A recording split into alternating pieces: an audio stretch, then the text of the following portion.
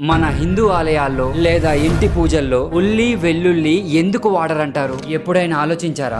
ఒకటి, ఉల్లి వెల్లుల్లి రజో మరియు తామసం అన్న ఆయుర్వేద వర్గంలోకి వస్తాయి. ఇవి కోపం, అనారోగ్యం, అలాగే మనసు తలతికమించే భావనల్ని పెంచుతాయంట. అదే పురాణాల ప్రకారం చూసుకుంటే సముద్ర మదనం సమయంలో స్వర్భాను అనే రాక్షసుడు అమృతం తాగి శిరస్త్రాణం కోల్పోతాడు. అంటే శ్రీ మహావిష్ణువు అసురుడి తల ముండాన్ని సెపరేట్ చేసేస్తాడు. ఆ అసురుడినే రాహుకేతువుల పిలుచుకుంటాం. సో అలా శ్రీ మహావిష్ణువు సెపరేట్ చేసే క్రమంలో వాళ్ళ రక్తపు చుక్కలు నేలపై పడినప్పుడు అవే ఉల్లి వెల్లుల్లిగా మారాయంట. అందుకే ఇవి దేవుడికి నివేదించరు. అంటే ఇవేవో మానవ శరీరానికి హాని కలిగిస్తాయని కాదు, కానీ ఆధ్యాత్మిక శుద్ధికి మాత్రం వ్యతిరేకంగా ఉంటాయి. జైనులు, బౌద్ధులు అయితే అసలు ఈ మొక్కలనే వాడరు. ఎందుకంటే అవి భూమిలో ఉంటాయి కదా. సో వాటిని పీకేటప్పుడు జీవుల హాని అవుతుందంట. అంటే వాటికి కూడా జీవం ఉంటుంది అని నమ్ముతారు. మరి మీరు ఎప్పుడైనా ఇవి ఆలయాల్లో లేదా పూజల్లో వాడడం చూసారా? కామెంట్ చేయండి.